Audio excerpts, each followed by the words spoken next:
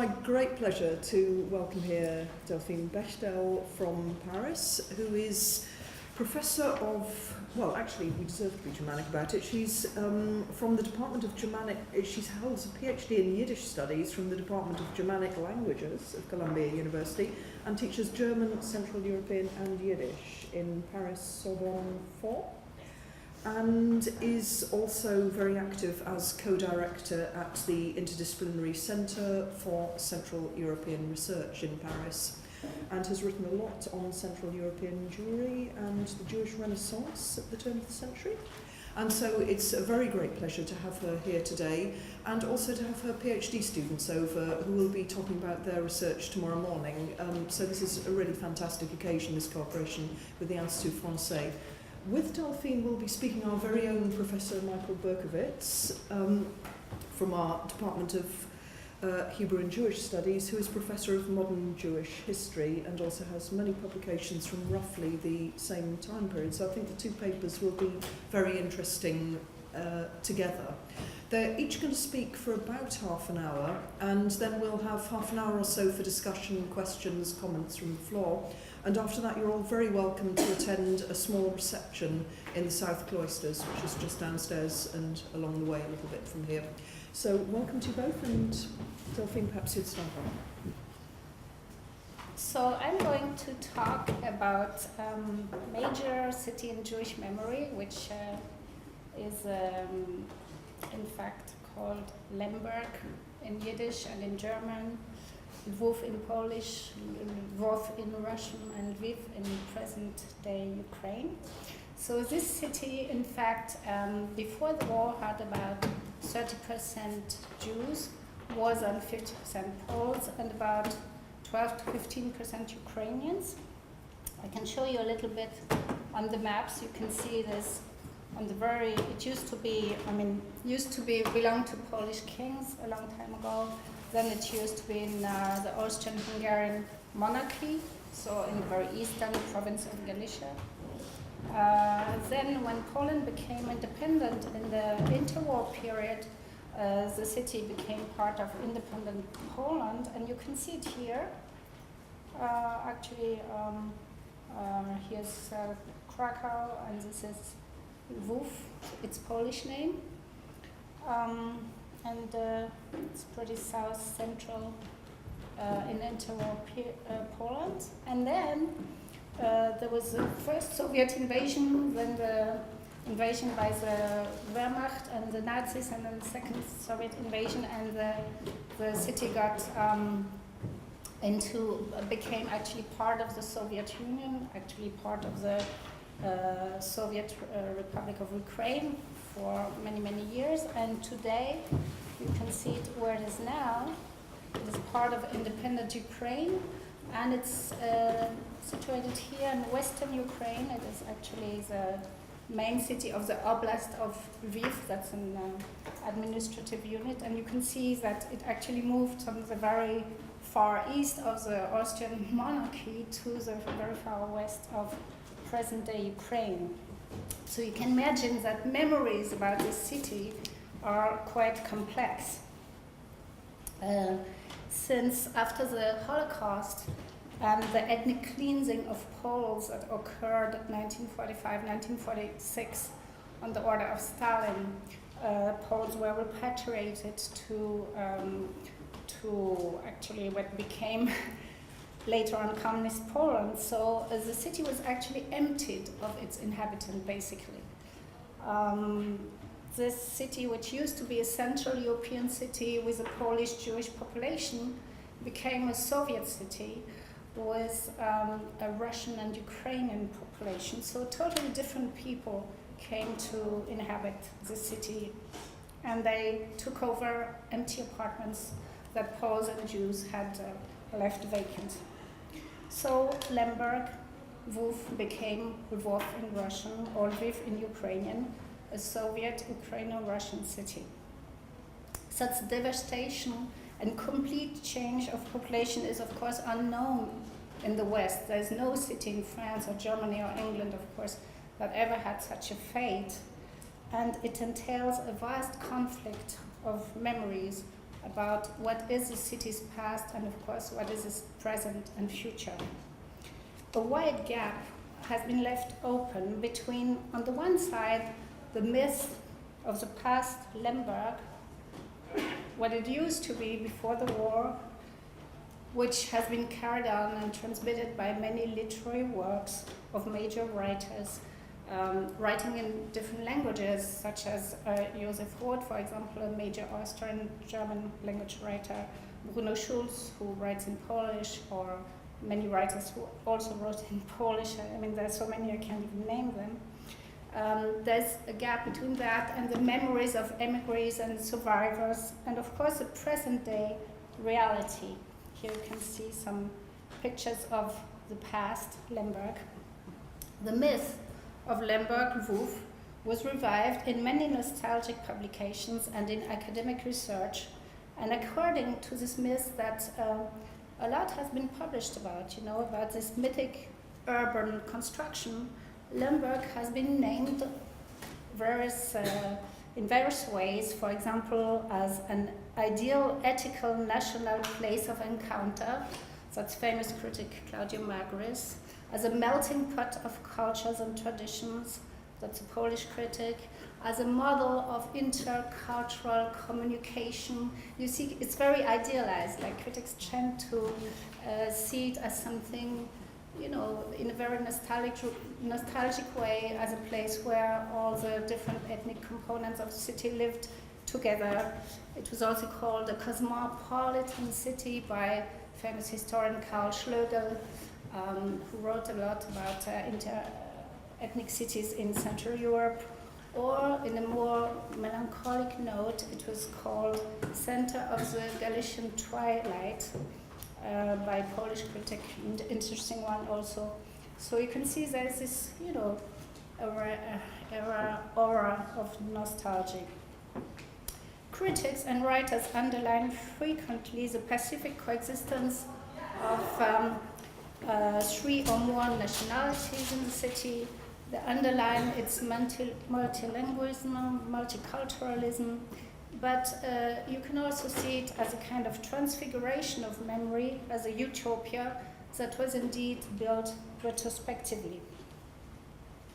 Here are some old postcards, but the city changed dramatically. You can see the same place we saw on the first postcard, and here you can see a statue of Lenin that was built during Soviet times, and you can see that during decades Lviv was also a Soviet city, as you can see on this painting from the communist times. And today, of course, it is a very Ukrainian city. It is really a cradle of the Ukrainian nationalist movement. It plays a major role in Ukrainian politics today. I'm going to come back about that. For example, here you can see it as very active during the 2004 Orange Revolution, on the same squares that I'm actually showing all the time from various sides. Here you can see people who demonstrate in favor of the president who was then elected, Yushchenko.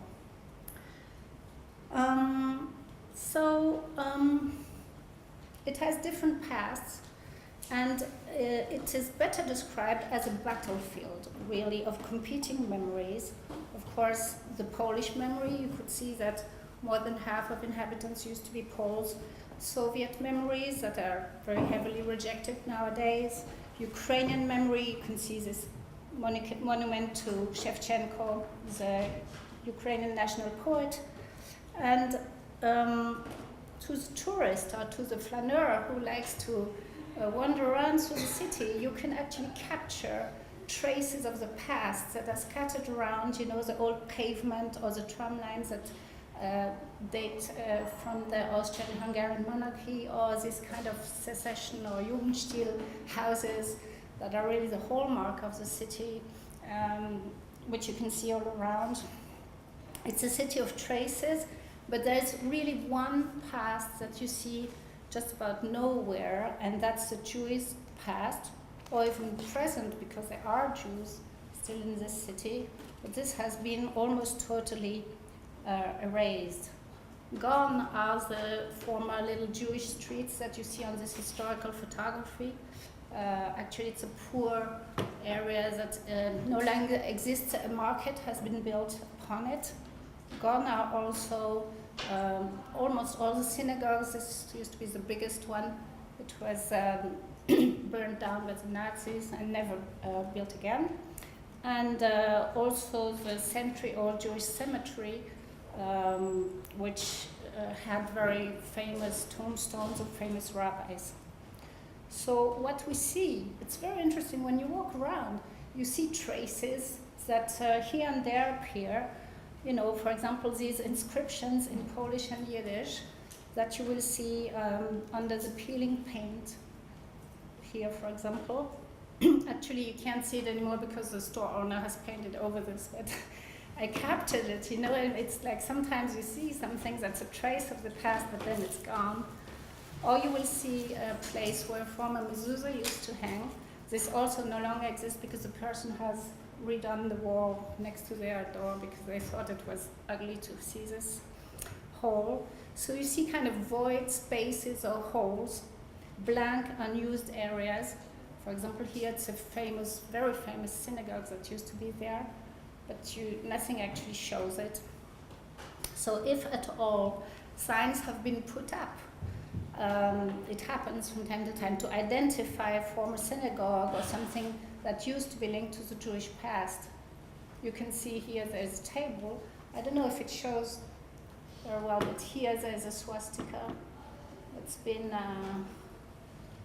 painted over, and here you have, you know, the gallows, and here it says smerch. It means death to the Jews.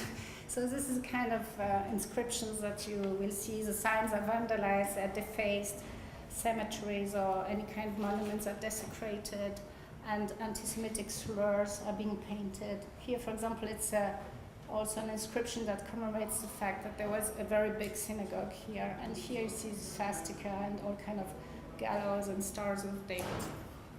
So this is what you actually encounter. What is commemorated instead is an all-Ukrainian grand narrative, which goes back to Prince Danilo, the founder of the city. You can see here, actually, he's called King Danilo because maybe it sounds better to have a king than a prince. To all kind of figures that, I'm going a little quicker here, that have to do with the Ukrainian national construction in one way or another. But the major heroes of the cities today are actually linked with the OUN, the Organization of Ukrainian Nationalists, and its insurrectional army. That means actually the far-right fascist organizations that used to exist in the 30s in this area, and that later on collaborated with Nazis during World War II, in particular in assassinating the Jews and also the Poles. So, for example, there is one building with a lot of plaques and inscriptions here. It's actually commemorating in June 1941, when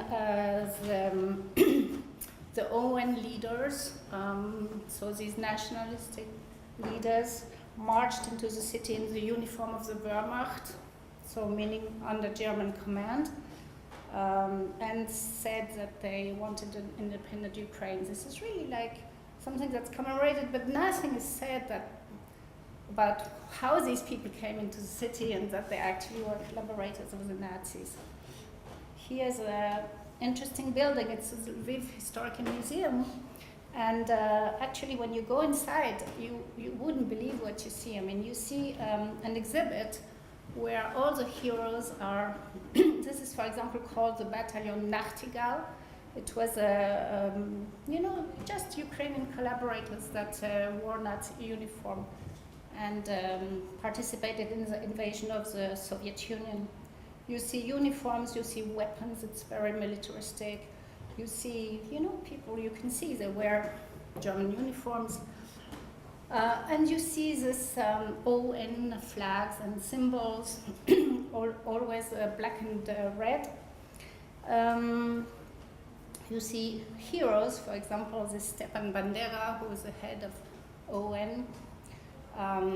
really a fascist, but he has an enormous monument that has been put up recently. Lots of books about him being sold all over the streets. He's very popular. Or this other character, Roman Shukhevich, who has been, along with Bandera actually, named National Hero of Ukraine in 2010 by President Yushchenko a few days before he left power. So also this military unit that is called SS Galician, so composed of Ukrainian volunteers to the SS. They're being celebrated all over the places. In particular, here again in the museum, you can see them as fighters against Bolshevism. But it's very problematic, in fact, the way this is presented, because here, for example, you can see the uniform of one of these SS guys, and you know, some of the SS signs have been removed, and the name has been changed, so it no longer says this is a uniform of a person from the SS Galician. It says that it's the 1st Ukrainian Division, and it's always, it's sometimes even called the 1st Ukrainian Army. So it makes it very innocuous, you know, it's like, okay, there was some kind of independent army. There wasn't. This was the SS, and it wasn't a Nazi command. And the battalion Nachtigall I talked about a few minutes ago is now called the Division of Ukrainian Nationalists. It never had such a name. It's just to make it sound Ukrainian and to make it kind of harmless. So what's happening, in fact, in all these museums and places is rewriting history, kind of a revisionism, to make all these movements more palatable in a certain way. And historians are encouraged, you know, to rehabilitate all this fascist organization. And what happens is has actually a lot of consequences in present-day politics. For example, I'm sorry I couldn't put it right, but this was the flag of the Ukrainian National Socialistic Party, which got forbidden a few years ago. But what happened is very simple. You see these guys, I mean, they really are some kind of neo-Nazis. What happens very simply is that they founded a new party, which is called Svoboda, which means freedom, and which is actually very important even today. I mean, when you look at pictures of the very recent events of the protests for the European Union and against Russia in December 2013 and even now, if you look at the pictures, you can see these black and red flags that are the flags of the UN, along with the blue, yellow flags, which are the Ukrainian flags. You can see them all the time. I look at the pictures that I see on internet and in the press. I mean, you see this. These are guys who are camping on Maidan, these are Legion States, Independence Square in Kiev, and you can see the flag of UN while they're picnicking here. This, for example, you can see a little girl with Ukrainian flowers, and she is dressed in the Ukrainian flag. However, you can see just behind the flag of the UN. And here, you can see the flags of the party Svoboda, which is this far-right party, which has become extremely important in these demonstrations and is actually a major party in Western Ukraine today. It has about 30% of the seats in local elections and has become the third or fourth party in the country. So it really has become a major political party nationwide, and even more now thanks to this demonstration, because it's really at the heart of this demonstration. The people who are fighting, who are throwing stones at the police, they are Svoboda guys. The other ones are not so up to fighting. I mean, they're pro-European, but... Okay, so this really is about history, and it is about memory, because when you see people using this flag, they're not using a new flag. They're using the flag, the very same flag that you saw in the museum. That was the flag of the collaborators of the Nazis, and they're using it now to say that they want to enter Europe. It is a problem. Really it is. So now back to the city of Lviv, and what about memory? What is being commemorated there about in particular about the Second World War. Here you can see a very important monument. That's a monument to the NKVD massacres. So that's massacres that were done by the Soviet secret police in 1941. And you can see a huge monument commemorating this event. However, it's very problematic because a few days later, this is the same monument, I mean, it's just parts of it. What is not said is at the very places where the NKVD committed these massacres, in fact, there were huge pogroms that were done, it's not said here, right? In these same prisons, and they were done by the Ukrainian nationalists. So here, you can see photos of these massacres, but at the same time, if you analyze, I don't have time to do this now, but the bodies, you can see some bodies of the Ukrainian nationalists that were killed and some bodies who actually are Jews who were killed. And here are some photos of the Lemberg pogrom, which you can see how violent it was, and it was really against a local Jewish population. Whoever was walking on the street, basically got killed at the hands of the Ukrainian. Another quite important site of memory is the Lchakiv cemetery, where there used to be a very big part where lies the Polish soldiers that fell defending Lvov at the time in 1999 against the nationalist Ukrainians. So it's an old battle, but however it was very important also 2005 when actually this cemetery was renovated along with some kind of Polish-Ukrainian agreement. So this is a Polish cemetery, but the Ukrainian part has built above it and really with the intention of, overcoming it and being higher and bigger and so on, another monument to the Ukrainian heroes. And what you see here is actually this huge monument to, again, the SS Galizien, but it's called the 1st Division Halichina. Halichina is a word for Galicia in Ukrainian, so you see they use not the German word, but the Ukrainian word in order to Ukrainize it. Here again, a monument to this, and this is the most incredible thing, in fact. It is a grave of an unknown soldier. However, I think it's the only grave of an unknown soldier in the world that is built to the memory of a soldier of a SS. That's an assessment line right here, so you can see, the kind of spirit in which World War II is commemorated here. What about the Jewish part? It's not totally erased. Something happens, which is a phenomenon that's quite new.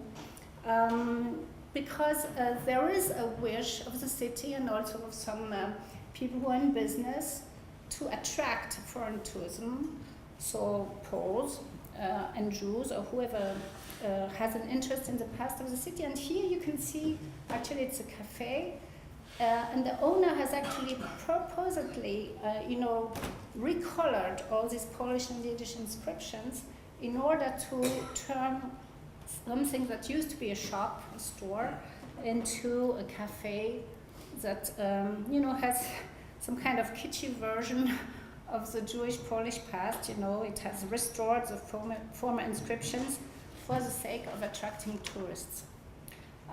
You have another restaurant like that that's called the Golden Rose.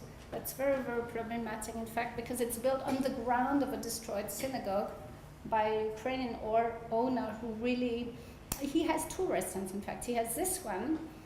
By the way, of course, the inscription in Yiddish is grammatically really not correct, etc. But he has a second restaurant that's called Kryivka, which means a hiding place. And there, it's a restaurant built like a hiding place of Ukrainian nationalists of the OUN. So you can actually choose either to go to the Jewish restaurant or go to the Ukrainian nationalist restaurant.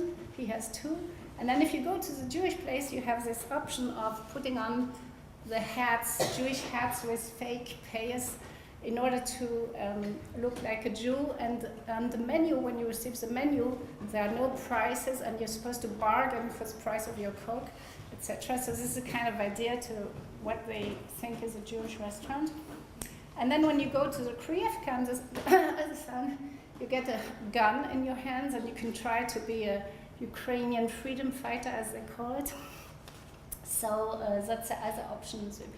They actually say it's a tourist-friendly Ukrainian version of nationalism, which I think is a very funny way to present it. So here you can see how the past, because we're really talking about, you can't have on the one side the Jews and on the other side the women, and this is incompatible. It's the same owner, right? So he's just trying to sell something to the tourists. Everything has become kind of relative and interchangeable and innocuous, and it's kind of a joke. You can put on these hats as if nothing had happened. So now we have a city that markets itself in this way. This is a new logo of the city for the purpose of attracting tourists. So you can see all the churches of different denominations that are supposed to show the multicultural past and present of the city, with the logo Lviv, open to the world. So a city, that's supposedly open to the West, open to tourists and foreigners, but at the same time, anti-Semitism and anti-Russian feelings are rampant in the city. Poverty, clientelism, and corruption are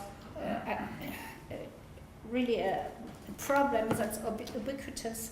So we really have a question here, because I was talking about the past and memories, conflicting memories, competing memories, and also about the present. So the question really is, how will future generations of Ukrainians learn about the past of their city in this context? I mean, will they someday relate to the other narratives of the city, Polish and Jewish, other than through relativization or avoidance or kitsch, in another way? It's about the possibility of a European future, because in fact, as you could see, there are entire buses of these people who go to Kiev to demonstrate these days. I mean, they go under the flags of the Svoboda party, and they want to be part of Europe. So how can one be part of Europe when this is a kind of vision of history that one has? How can we build a shared vision of European history with these people? I mean, they want to be part of Europe, but can we, as Europeans, take in a country that has this kind of vision of the past? And in fact, when you see the polarization, this kind of dichotomy of the political life in Ukraine, you can see that there is, on the one side, the supposed communists, or the people who are pro-Russian, or who see it as better for Ukraine to make a deal with Russia because they'll get cheaper gas and so on, and some kind of advantages. Of course, they aren't communists anymore. They're all oligarchs who own a lot of money and factories and so on. And the other side, you have these Western Ukrainians who see it as their identity, that that have these heroes that collaborated with the Nazis, and today they say they're pro-German, meaning it's complicated, because the Svoboda party entered an agreement with the party of Yulia Tymoshenko. And Yulia Tymoshenko is pro-German. She's for entrance into Europe as an alliance with Germany. So this is kind of the two options. And you can see how the past really is still there. This polarization, which of course plays a little bit differently. And we are still in it, and we can't get out of it. That's the problem. Thank you.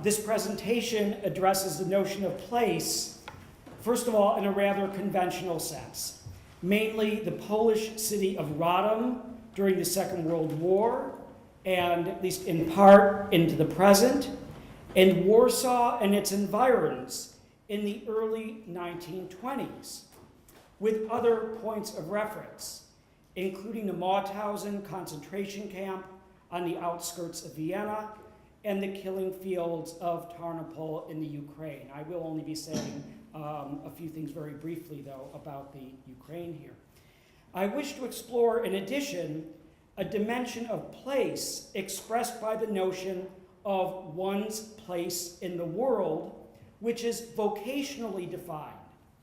That is, to illuminate the commercial photography studio and darkroom as an extraordinarily significant site of labor, exchange, and the production of knowledge in Jewish history.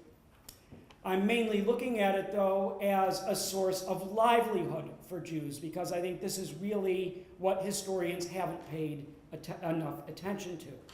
One of my main subjects, Bernard Gottfried, is well published, but his writings and life story have been underused and perhaps undervalued by scholars. My other main subject is I.J., or Israel Joshua Singer, who is also well published, most famous for the novels The Brothers Ashkenazi, Yoshua Kaub, the family Karnofsky. Although not as well known as his Nobel Prize-winning brother, Bashevis Singer, the elder brother was a formidable literary figure, the subject of academic study by Anita Norwich and others. There has been, however, almost no attention to the work of either Gottfried or I.J. Singer with regard to photography, which both have described in meticulous detail and a great deal of thoughtfulness. Among the questions I'd like to pursue are, do the specific sites occupied by photographers and their assistants give us access to realms of memory and history that may transcend normative geography? What might we learn from the history of an occupationally based cohort about the place or places of memory with regard to histories known and unknown, and even the possible erasure of memory? One of the things that I want to address is that there are whole categories within the world of photography that I think we're only vaguely aware of because sort of the social and cultural history of photography, I think, has been in many ways very, very superficial. And there are some good reasons for it. Actually, the photographers themselves were very good at reinventing themselves, in some cases really making up things about themselves, telling their life stories. And this has been, in some ways, a great act of misdirection, which has thrown a lot of scholars off. But say, among the things that photographers did, and in particular, photographers who happen to be Jews, and I would argue most of the photographers of Europe before the Holocaust were, but a big part of their business was actually taking photographs of the dead, which might sound rather strange. But what they would do is very often take photographs of people who were recently deceased, and in addition to doing that, they would visit the homes of the people who had lost their loved one, and they would immediately ask them if they could take the photographs that existed in order to make duplicates of them or to enlarge them and then put them into frames. In some ways, well, this is in some ways providing a service, but it's also something that a lot of people in retrospect felt that they were being taken advantage of in this process. So again, this is sort of a part of the trade that isn't really talked about, and I think in many cases these photographs themselves have not been well understood. And despite the fact that Jews didn't do this themselves, that is, you usually wouldn't take pictures of a deceased loved one, it's something that Jewish photographers, for a number of reasons, wound up doing. I've also found out another aspect of photography, which maybe my colleague can tell me if she's ever heard of this before, which wound up being quite significant in some places. I mean, one of the things we know in Jewish society, despite the great myth of, all families are always intact, and it's always something predictable, and it's very close, and Jews are different from other people in this way. Well, we know that the front page of the Forward had all these ads of people looking for their husbands who didn't quite make it, or people would run away, and that. Well, another part of the photographer's trade was taking pictures of agunot in order to publicize them, maybe send them, if there was an address for these sort of lost husbands, in order to entice them to come back. And I've got to say, it's not until I got into this project that I had ever heard of such a thing. And I think this might be one of the ways to help explain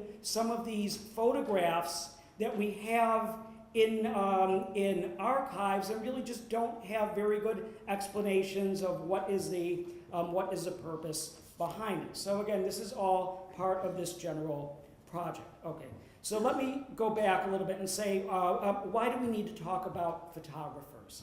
I'm also going to be talking quite a bit about retouching and retouchers.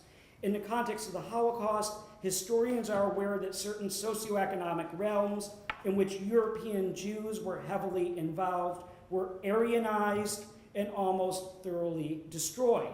Yet traces and memories of such activity remains. That is, we know that Jews were well out of proportion to their numbers as market square traders in much of pre-war Eastern Europe.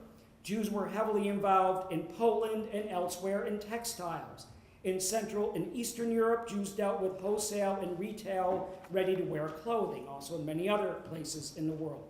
Establishments such as bookstores, liquor stores, and tobacco shops were often in Jewish hands. Jews were a major part of the diamond trade in the Low Countries and Germany until the Nazis. The visual evidence from Kristallnacht alone reveals many clusters of businesses in which Jews were notable, if not prevalent. One area, though, where there has been little notice of a Jewish presence is in photography. Jews were conspicuous in establishing commercial premises, devising and popularizing studio practices, advancing film and optical technologies, participating in empire and state-building photographic expeditions, photojournalism, advertising, fashion and sport photography, the retailing of cameras, film, and photo equipment. My own family was involved in this, besides being some photographers themselves, and the merging of photography into the fine arts, avant-garde, and social political movements. Attention has been paid to the photographing of Jews as Jews, particularly in interwar Europe, such as by Jeffrey Chandler and Carol Zemmel, but the integration of photography in most of the historiography on European Jewry from 1900 to 1945 tends to be illustrative rather than analytic, such as in the Beit Hatfutsot in catalog and Lwow classic in film, Image Before My Eyes from 1979, and even the excellent catalog of Yad Vashem from 2005 to bear witness. Image Before My Eyes, though, in some ways is unique in that its creators were aware of its own limitations in this regard, and they actually made a very specific call for more research about Jews into photography, which basically has gone unheeded. I say the great exception to all of this, a wonderful book that astutely historicizes photographic material is a work of David Schneer on Soviet photojournalists, which in a lot of ways really stands alone. Well, there is a burgeoning body of work of photographs of Jews as victims of the Holocaust. A number of people have done this, as well as a relationship between photography and Holocaust memory. But Jewry's complex engagement with photography worldwide, beyond shtetl and Holocaust representations, has generally escaped scholarly notice. A main objective of the larger project is to integrate Jews in Jewish matters in such a way as to gain a better understanding and appreciation of photography's history, and to reconstruct and interpret a critical dimension of Jewish life that was in great part decimated in the Nazi onslaught, about which there is even scant recognition of what is lost. In other words, one of the striking lacunae in contemporary history due to the Holocaust is the very memory of the extent to which Jews predominated among the photographers of Europe and animated nearly every facet of the application and vocations of photography. Well, upon having the opportunity to elaborate on this subject before colleagues and students at the University of Vermont about a year ago, Jonathan Huner suggested I speak to Bernard Gottfried, a Holocaust survivor he had interviewed about the history of the Rodham Ghetto. Gottfried is best known as the author of a collection of stories entitled Anton the Dove Fancier. I'd noticed the book, I'd actually seen it many times, but never picked it up, assuming that it was a Holocaust literature of the light variety. Jonathan mentioned that Gottfried was a photographer in the Rodham ghetto, and later had made his career as a photographer for Newsweek magazine. Upon reading the book, I discovered that it was a far better, more interesting and incisive series of reflections than I had anticipated, and that Gottfried's work as a photographer occupied a significant share of the book. At an early age, Gottfried was attracted to the camera and subsequently decided to become a photographer. Here he is as a young boy in Rodham. This is actually from the back cover of the book. Soon after the outbreak of the Second World War, again, a rather unusual story, or seems to be quite unusual, he was hired as an apprentice at a photography studio. Again, this is after the outbreak of the war. Hired as an apprentice by someone who happened to be a friend of the family. Again, at this point, there were no more schools for Jews. He worked there until August of 1942. And then he got a position in a remaining studio, which was owned by a Polish couple of German descent. They were given permission by the Polizeiführer to employ 3 Jews, and Bernard was one of them. One of the questions I asked him, I had a rather extensive interview with him in New York, and I said, well, what was the status of photography generally? And he said in sort of a very generous way, well, there were a few Gentiles among the photographers or studio owners, but the message was overwhelmingly that the trade was really greatly in Jewish hands. And of course, this is the reason why the Nazis did employ Jewish photographers in some instances, and I'll say something much more specific about this as we go along. Well, some aspects of Gottfried's work as a photographer in the Rodham ghetto were notable. First, he took photographs of Jews and non-Jews, and even Nazi officers in the studio. Again, another question that I asked him was, what was the balance of trade in terms of Jews and non-Jews? And he said it was hard for him to remember, but it was a lot of both. It wasn't say, oh, greatly one and not the other. And about Jews having their photographs taken, we have quite a bit of evidence on this, and even the place it was explored by Mary and her work actually quite easily found a lot of quite good quality studio photographs from there. And my own thought on this is that it really wasn't so much resistance as it was simply a way to be normal. That is, on birthdays, on other occasions, you simply have your picture taken. If you're used to doing it with a sibling or a parent, this is what you would do. And because this was actually available in the ghetto, Jews took advantage of it as well. Okay, well, the Nazis clearly wanted to have a photography studio in Rodham and elsewhere, but most, if not all, of those who could actually do the job well, they found were Jews. The nature of the personal relationship between the photographer and the sitter meant that Gottfried was forced to be in close proximity and even touch the men who he served, that is, the Nazis he served. And lots of soldiers wanted to have their pictures taken. They also wanted film developed of the pictures they took of their comrades and their tourist shots, of which they took many. They did a lot of traveling and taking pictures, as well as scenes of the field of battle and records of what our colleague Tim Snyder would refer to as the Bloodlands. An awful lot of pictures were things that could be described as atrocity photos. But then something unexpected happened. Gottfried was approached by a non-Jewish woman named Alexandra, who was working for the Polish underground. She asked Bernard to undertake a dangerous assignment that easily could have cost him his life. He was to make duplicate negatives of photos of atrocities so that these could be used to prove the Poles' case of what the Nazis were inflicting on their country. The underground was also keen to have portraits of SS men who were explicitly instructed not to have themselves photographed, but a great many of them did. They did want to have themselves photographed and first send these to family or loved ones, and he said there were plenty of them who just completely ignored it. So he had a lot of pictures to send on. Well, in the context of the Holocaust, Gottfried's relations with Nazis might seem rather strange. He was, in many respects, treated normally.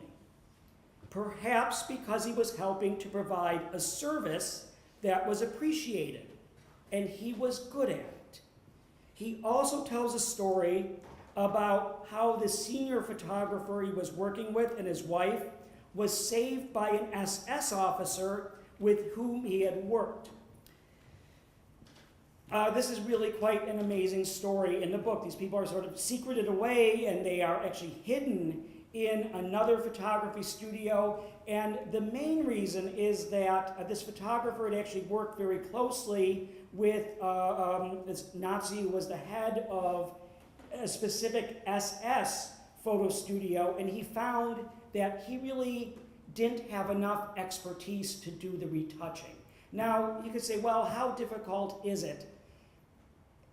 Retouching is not really that easy to do. The real art of it is to do retouching in a way so the photographs don't look retouched. And boy, it seems that the SS wanted an awful lot of photographs retouched. That is, maybe they didn't want to, show that they actually had large noses or ears themselves, or all kinds of other pictures that they wanted to do retouch. But there was sort of a great call for retouching a lot of the photographs that they had. Well, Gottfried himself also had an unusually close relationship with a Waffen-SS man whose last name he never learned, who he referred to simply as Kurt, who started out in a meeting with Gottfried by giving him bread. At their second meeting, Gottfried recalls, "We had a fairly long conversation about camera techniques and films, but he volunteered nothing about himself. He liked to take pictures of landscapes," he told me, but he still had difficulties getting the right exposure. Then he asked me all about life in the ghetto and about my family. "One day when the war is over," Kurt said, "we'll have a long talk. Now it may be dangerous." Kurt helped him to get an essential medication for his grandmother without taking anything in return. And he said soon after, Kurt brought in a picture of his own grandmother into the studio, and he ordered a copy of it for his wallet. Many German soldiers would bring in their old family photos to be copied so they could carry them in their wallets. Looking at the picture after he had gone, I realized that there was nothing typically Germanic about his grandmother. For one reason or another, I made an extra print of it and took it home to show my parents. So again, he suspected, but he really wasn't sure if this Waffen-SS man might have had Jewish ancestry himself. Well, Rodham had been Gottfried's home. It was transformed, as we know, into a Nazi ghetto, or the area for Jews transformed into a Nazi ghetto.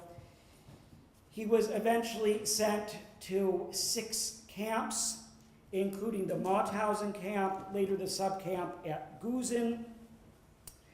After trying to connect with family members in Poland after the war, he eventually made his way to the United States, and he attributes his success as a photographer in no small part to his distinctive background as a refugee, partly by virtue of being able to speak and understand a number of languages. I think in other ways he thinks it's because he simply doesn't care about how he looks, and he's very adaptable. But he found that as a photographer working for an American magazine in Europe, it helped at times to be able to converse with the other photographers. He had a smattering of other languages, and a shot of General Omar Bradley that he took actually while he was in the United States Army, helped to launch his career. But he had a very, very significant boost at one point. He could, of course, speak Polish.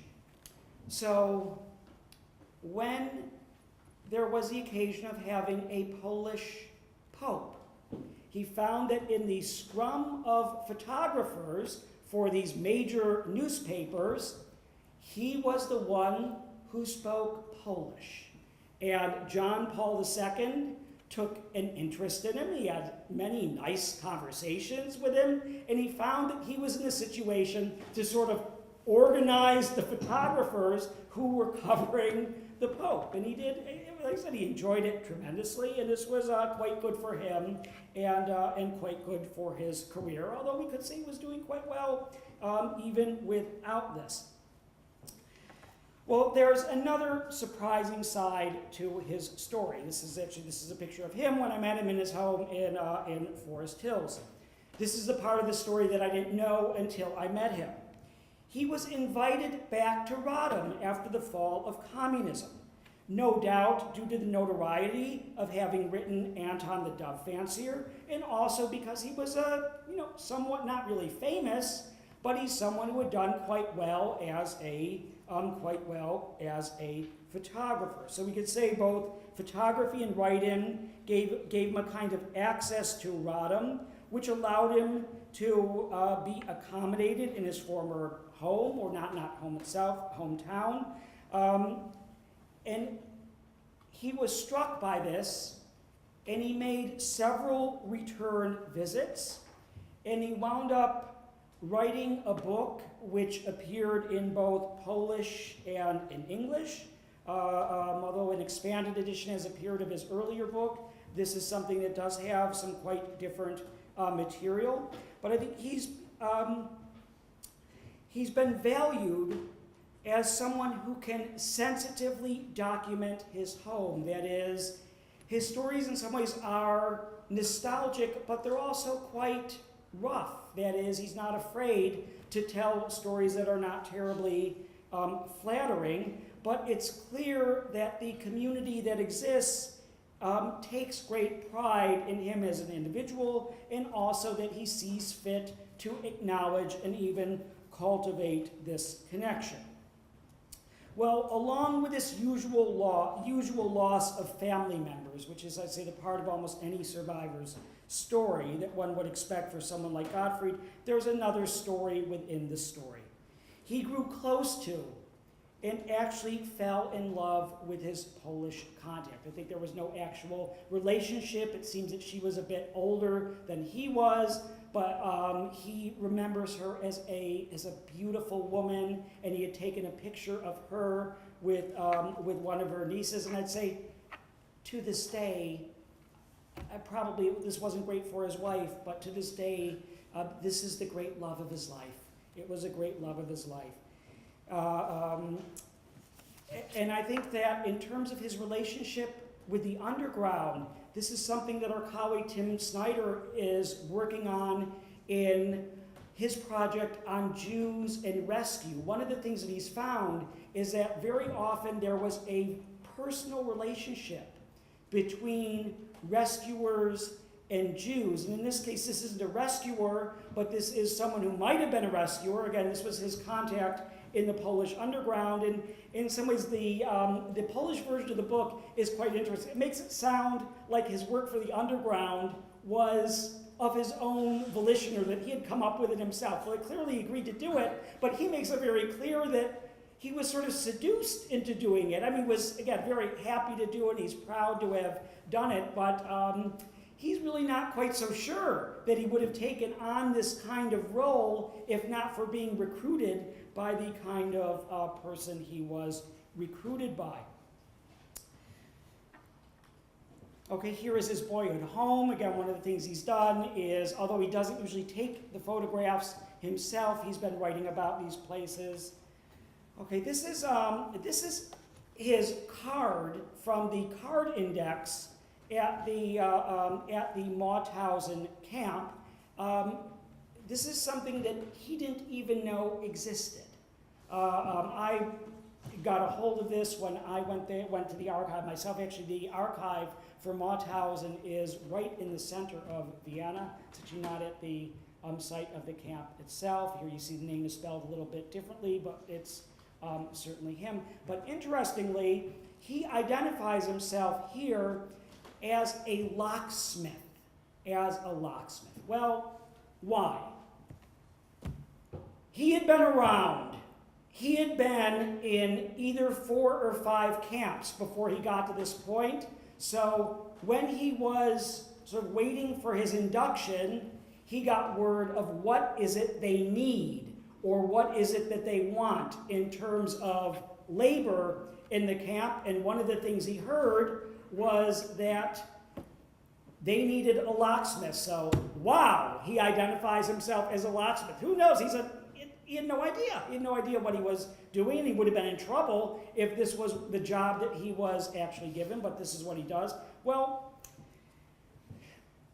what we have in Mauthausen is very interesting because we have this kind of card file, and again, we have these for a lot of other places, but one of the things that's quite striking is there is an extremely large number of photographers in Mauthausen. And part of this is because people were picked up in Vienna and elsewhere where, hey, lots of people get their pictures taken.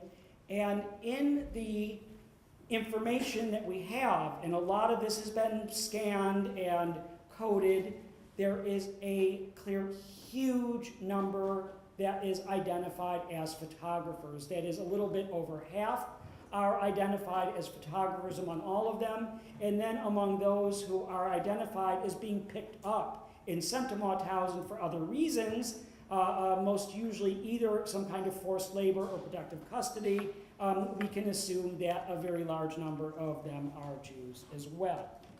So again, it's quite striking. But here's a little bit of a connection between these two figures I'm talking about. This is a portrait of the brother of I.J. Singer, I.B. Singer, which was taken by Bernard Gottfried. I'm not going to bother reading this. Maybe I'll read it in the very end. But the funny thing is they actually had a little bit of a relationship, and he would even meet him and go to one of his vegetarian cafeterias, and really spent quite a bit of time with him. But then later on, when he was photographing him, he was a little bit disappointed because Isaac Bashevis Singer didn't remember who he was, and he was one of the people that had encouraged him to write his own story. So he was a little bit deflated by that. Well, I want to contrast, though, Gottfried's touching return to Rodham with an exercise in autobiography, which has been, for the most part, buried.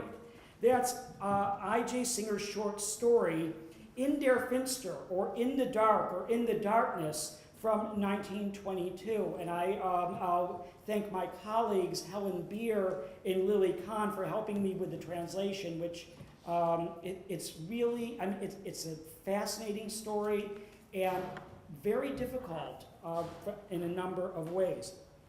Okay, as I mentioned before, Singer is the elder brother of the Nobel Prize-winning Yiddish writer Isaac Bashevis Singer.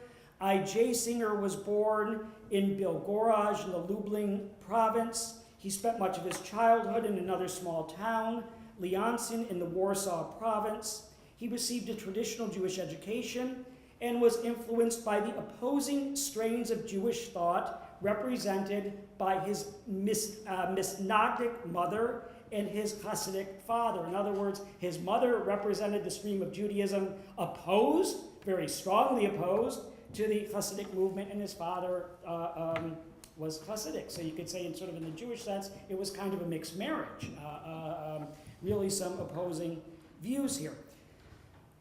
When he was 14, the family moved to the Hasidic court in Radzimin and then to Warsaw. And Anito Norwich, who is one of the major people who's written about him, says that he worked as an unskilled laborer and as a proofreader. He studied painting and hid in an artist's studio to avoid the military. By 1918, when he traveled to Kiev and Moscow, he had already begun publishing his earliest stories. In Moscow, he was influenced by David Bergelson. but dissatisfied with his reception among Soviet Yiddish writers and unhappy with their politics, Singer returned to Warsaw in late 1921. He was associated with a small group, sort of fluid group of writers called the Haliastra, or the Gang. They opposed both socialist realism and romanticized depictions of Jewish life. I think this is probably part of the reason why he wrote something about Alzer Kassizna, which was really a little bit rough. And this, I really don't have very much more to say about this. But Norwich, nor anyone else, says anything about his role as a photographer, and what we have is a very, very dense story, which shows that, okay, if not a photographer, he certainly knew what he was doing in the back room of a photography studio in terms of developing and retouching, and the smells and the tactile sense and sort of the whole recapturing of this atmosphere really is quite extraordinary. And part of what's revealed are these pictures of corpses that I mentioned before. But what I want to do is, this is a very simple, here you see, wow, talk about people posing in a theatrical way. This is this group that he belonged to. This is the photographer he was working with, although it's not very clear if he was really the main person in the studio. There might have been one person above him. That's Alzer Kassizna, who is the younger man up above with Ansky in Warsaw. And another connection here is that Kassizna was murdered. He actually tried to escape into the Soviet interior and didn't make it. He wound up being murdered in Tarnopol by Ukrainian Nazi collaborators, and it was, I mean, these deaths are horrible, but this is a case where they knew who he was, and they tortured him, they stomped on him. It was really quite a horrible end. But I'll give you a reason why I'm mentioning this in the very end. Here's another picture of him and his wife and his child. His wife was murdered in Belzec. His daughter survived. She lives until 1999. She married an Italian diplomat. But what I wanted to show is just a couple of images. One is, this became one of the great icons of YIVO, the Yiddish Research Institute. This was reproduced all over the place, giving a hint from Lublin. But there are some really interesting pictures in the surviving photographs of Kassizna, and this is from 1926, so this is afterwards. But this is an unemployed seamstress. I mean, beautiful woman, very interesting photograph. I mean, very different from the kind of workers' photographs that were done in the Ansky expedition. And then here's another one. This is really, to me, fascinating. This is Miss Rabinowitz, the Bialer Rebbe's daughter. Now, in an age of increased fundamentalisms, where people like to assume that everyone always ate the right way, and everybody always dressed the right way, and Jews were really traditional, and there was never any give and take, this is quite an interesting picture of the daughter of a Hasidic Rebbe. And I'm wondering if this might have been a picture that one would send in order to try to get a husband back who might have left. I don't know. Like I said, I think this could be part of the reason. Okay, my very last comment here, and I will say that Singer worked in the studio, but I think there was probably no great love lost. It seems that he was not treated very well when he was working there. I'm not exactly sure if it was Kassizna or maybe somebody else who actually ruled the roost in the studio. Again, photography it's a strange realm. Again, you're in the dark. I've had the experience actually making film. It's bizarre when you have to work mainly in the dark. And he talks about, say, Poland, kind of like here. You can go in the morning, it's dark. You go into work, you work in the dark. You leave, it's dark. It's really rather odd. But the very last comment I want to make is that there's beginning to be some work on Jews in photography. And an article appeared recently in German history about the Jews were photojournalists and that they were able to take advantage of these sort of networks and did very well. And it's a very nice article, and I'd actually said some things very similar in some of my own work earlier about Jews and Jewish networks. But the point that I think that this scholar missed is that these were the lucky few. That is, most of them wound up like Katzizna and Eric Solomon, and we'll never know who most of them were. It's quite a job to begin to put it together, but it's sort of easy. I shouldn't say easy, but there's a tendency to be wiggish about it and to celebrate those who made it, but it's part of a very complicated story. Okay, well, thank you very much.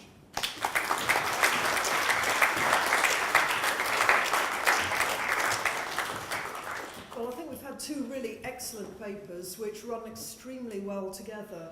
And I'm really struck by the whole issue of in places of memory, the wider theme, how well these two papers actually fit in terms of that wider theme, and indeed in your closing remarks and in Delphine's paper, how well they fit with the proximity of Holocaust Memorial Day, which, as you will know, is in a few days' time. So I'm happy now to invite questions to our speakers from the floor. Yeah. The two of you should come up here, I think. Yes, it's a question about the Holocaust commemoration in Lvov. And I'd like to compare it very briefly with Kiev.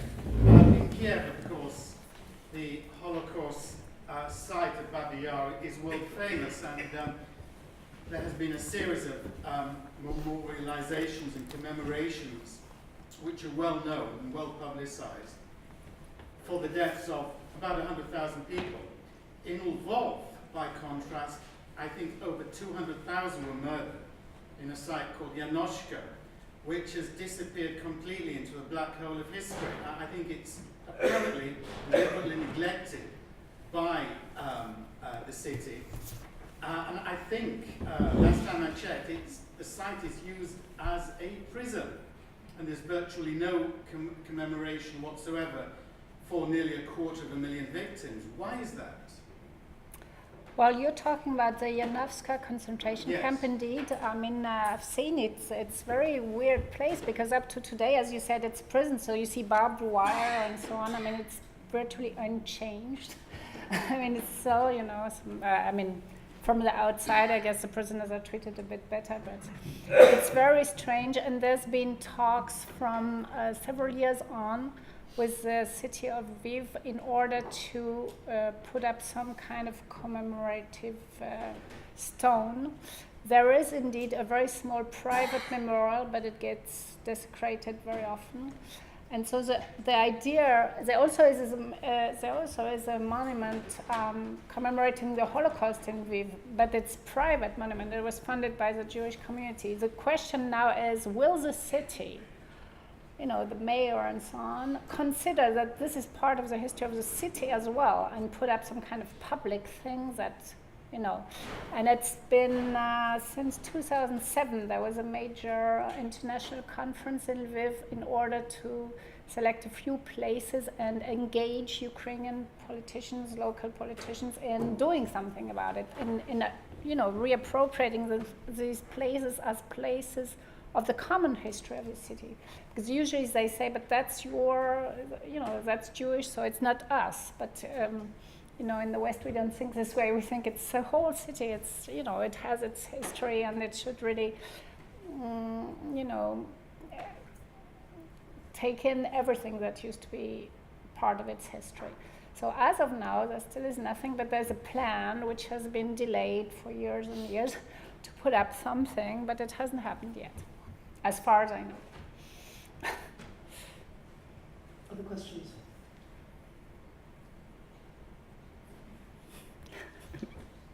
Actually, I was interested because you mentioned Katzizne, and actually he was killed by the very same Owen people that I was talking about. I mean, he was killed in a pogrom that happened when these Ukrainians marched into Galicia in Nazi uniform, and they actually were the first to arrive each time in the city. I mean, the Germans put the Ukrainian troops first so that they would be greeted because they were Ukrainians, they could speak Ukrainian, they knew the places and so on. And so these Ukrainians actually arrived in Lviv or in Tarnopol and all these cities first.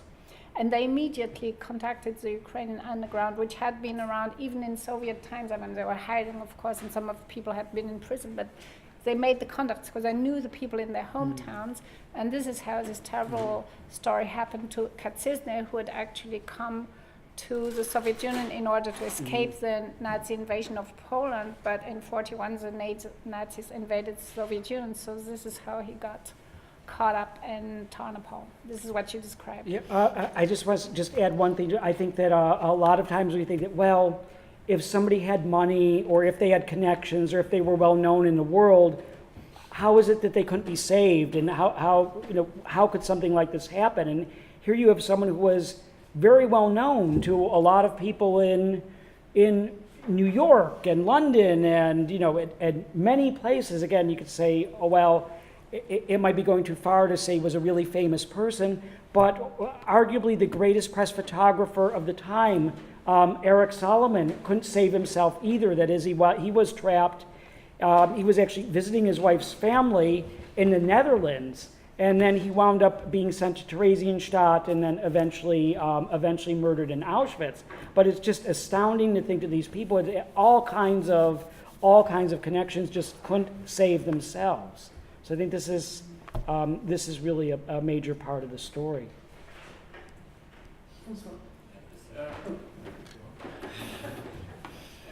Delphine, your description of this place with many names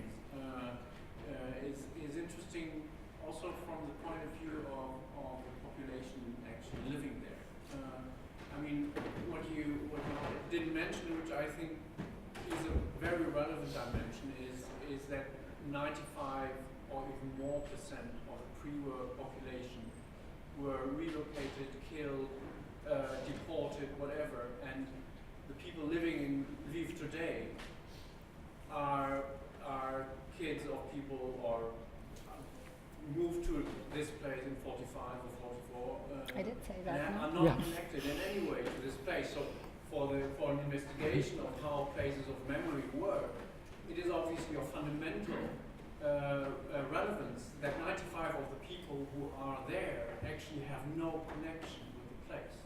So how does memory function in such a place? And this very bland, also very totalizing reference to Ukrainian traditions, which are very, standardized, not very creative, not very interesting also, have also to do with the fact that these are people who have themselves been uprooted, relocated, and have to find ground under the feet, and do this in a very, in a way which we might perceive as limited. You're perfectly right. I think I mentioned it, but perhaps too briefly in the beginning. Indeed, the Jews were almost, but I think there was 160,000 Jews in the Lviv ghetto, and they were all killed, but a few hundreds. So really, it's like overwhelming. Like there was less than 1% chance of surviving this ghetto, which is almost nothing. The Poles were expelled after the war by order of Stalin. And so indeed, the people who came into these empty apartments, basically there was apartments with full furniture and the plates and the linen and everything was there. You just had to move in. Were Ukrainians from the countryside for the major parts. They were just given apartments. And then there were in part also like just Soviet soldiers who had finished the war and, for the service they had rendered, they were given a flat to settle down in the city because it was gonna be part of the Soviet Union. This was the decision, right, at Yalta. So a totally new population came. What's interesting is to follow up the statistics even after the war, because in fact there were a lot of Soviet citizens of all kinds and also Soviet Jews who settled down there who hadn't been Galician Jews before the war.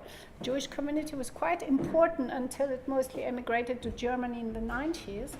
And what's interesting to see also is that since Ukrainian independence, the percentage of people who claim to be Russians is getting extremely low and lower and lower, but it's the same people.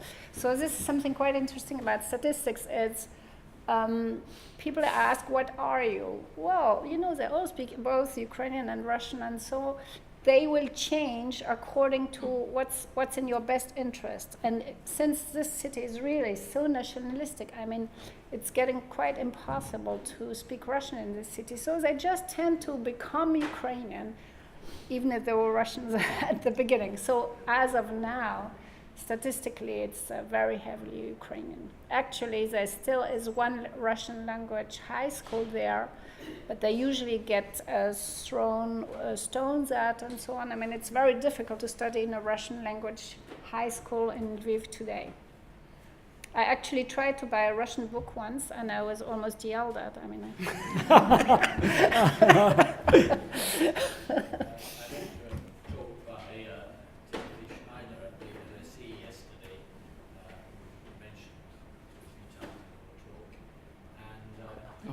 pointing out one of the problems in discussing this sort of area is that there are various national histories, Polish, Ukrainian, Jewish, Russian, and that these tend to be at best working in parallel and at worst directly in conflict, and it's very difficult to produce a sort of overall history which takes in the fate and the views of all the nationalities who were particularly involved in a place like Lviv. Comment on the question? no, you're perfectly right. Actually, I took part in a very interesting enterprise a few years ago, which was a summer school. It was organized by some kind of German foundation, the Zeitstiftung, and it was about, the past of the city. And the idea was to bring in students from really all parts of Europe. I mean, there was students from Lviv, and there were students from Eastern Ukraine, which is actually Russian-speaking, and there were students from Russia and from France and Germany and Poland and you name it, Belarusian, all kind of students came in, who had some kind of interest in the history of the city, of course. And the idea was, can we come to some kind of common story about all kind of facts? I mean, we talked about the city in medieval times and whatever, and Renaissance and this and that, but of course, there was going to be the Second World War, which had to be dealt with. And this was so disappointing because we had this incredible team of researchers and professors from all around and students from all around. And when it came to the Holocaust and to World War II, I mean, there was no way of getting the Ukrainian students to come to a common statement with all the rest of them. I mean, we had no problems working with the Russians and whoever, but when it came to these Ukrainian national heroes who had been collaborators of the Nazis, they were just saying something like, well, these are our heroes. And I would say, well, why would you want as heroes people who basically have blood on their hands and killed so many Jews and Poles? I mean, you just, and we brought testimonies and we brought, documents and archives, and we told them, read what's happened. It's terrifying. I mean, how can you name these people heroes? And then we go, well, we have no other ones. I said, well, you must find other ones. I mean, there's no way you're stuck with these guys. I mean, it's terrible. You must change. And they were like, no. And there was no way, and we couldn't come to a common statement at the end of the summer school because of that. So it's that bad. Are you going as far as to suggest, Delphine, that the Ukrainian government, Ukrainian people are Holocaust deniers? And furthermore, do you think this should be looking forward as opposed to back, but that the EU should take that into consideration regarding any potential Ukrainian petition to join the EU? Thanks for the question. Well, what I was talking about really applies mostly to Western Ukraine, because if you take people from Eastern Ukraine, of course, they still have, monuments to Lenin and even Stalin, I think, in one place. And I mean, they will celebrate Soviet veterans and whatever, I mean, the Red Army and so on. So the country is really extremely divided, as you can see from the fights in Kiev to nowadays. I mean, it's really divided. The East speaks Russian, the West speaks Ukrainian. Now, under Yushchenko, there really was a trend to rehabilitate these war criminals, even in Kiev. So you had a lot of institutions that had been created under Yushchenko, such as the Institut for National Memory, which is a kind of copy of the same institute which goes by the same name in Warsaw. And you had really the SBU archives that were opened, and the historians were being encouraged to rehabilitate these guys and try to find some kind of documents that could exonerate them of all the crimes they did. So there was this tendency really up to the capital and in Kiev, and it was really, organized by the government. Of course, Yushchenko lost the election, and one of the reasons was surely because he'd gone too far in that part. In particular, when he declared Bandera to be a national hero a few days before leaving his office, I mean, this was really a shock, not only in eastern Ukraine, but also in Poland, where Bandera, of course, is known as a war criminal because he killed tens of thousands of Poles, civilians, in fact. So, I think now it's not the official politics anymore.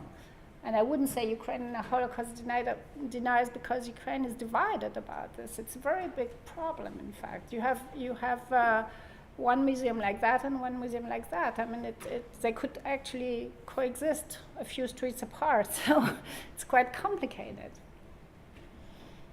Michael, I just wondered whether you wanted to comment on whether you see the historian's role as, in some respects, creating memory where there isn't, or digging up memories, because you've done a lot of really archaeological work trying to restore a lost world through finding the photographers, finding the photographs, reconstructing the normalcy of everyday life, even in the most atrocious conditions, the birthday photos and so on. Do you see that the historian has some role in what I don't like, I should say, the name memory work, because I don't think this is memory. I think it's reconstructing consciousness of something which is no longer in memory. But do you see the historian as having a role in this in some way? I think that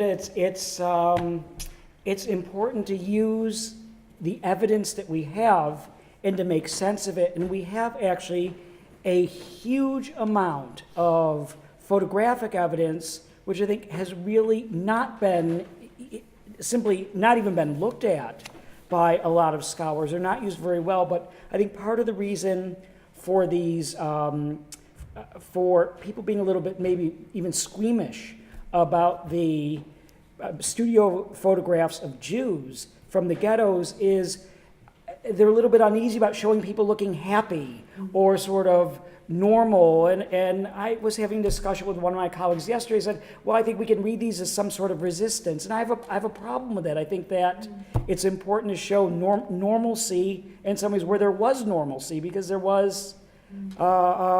is evidence of it, and I think it's one could say, well, resistance in a way, but I think that's possibly going too far. But then what I was talking about before about sort of bringing these photographers back, or the way that they're dealt with and talked about. This is actually the kind of thing that Alfred Eisenstadt and Gisela Freund talked about among themselves, and Helmut Gernsheim, and that is they thought in some ways they were thrilled that it was the Germans who were the first to recognize them as artists, and to see their photography, which they weren't getting in museums, and it was treated as really sort of not proper art, that they were being received better in Germany than elsewhere. But this was also a way, I think, of sort of creating the myth of Weimar and of Germany's love affair with modernity, but they were almost always a bit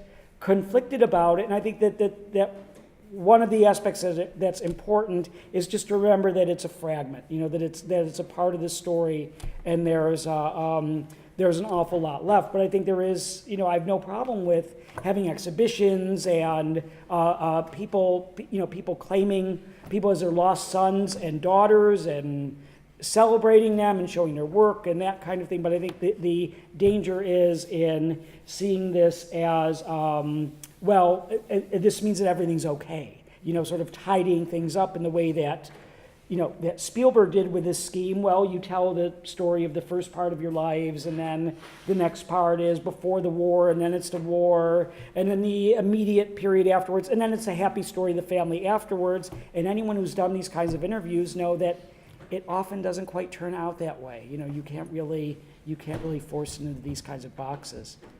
And Delphine, a kind of final question for you. You showed very starkly the contrast between the quite horrific sort of commemorations that are going on, the Ukrainian narrative in particular, and the absence of memory of the Jewish places, the traces that have even been painted over and disappeared now. Do you think it's part of your role to try and reconstruct, or to be... Where do you see the role of the agents of memory when you've realised that there's a horrendous mismatch between what's visible and evident to somebody casually going around there and what you know to have been the lost worlds, what's gone, what's been erased, what's fallen into oblivion? Do you think there is a question there about what should be? It's a very interesting question because, at first I wasn't planning to work on Lviv.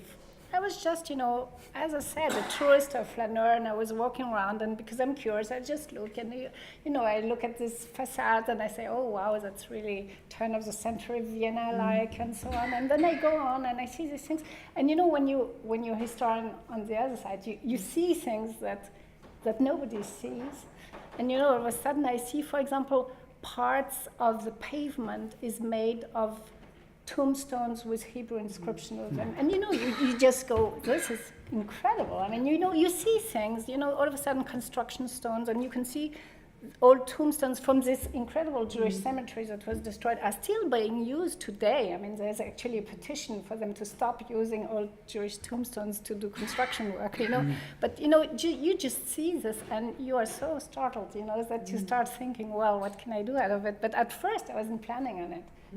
And so, as there isn't a strict distinction between, you're a person who is interested in history, so you go around the city, you stroll around, and you see this and you see that, and then all of a sudden it starts to become work. This is it. Well, I think on that note we should thank our speakers for a tremendous pair of papers.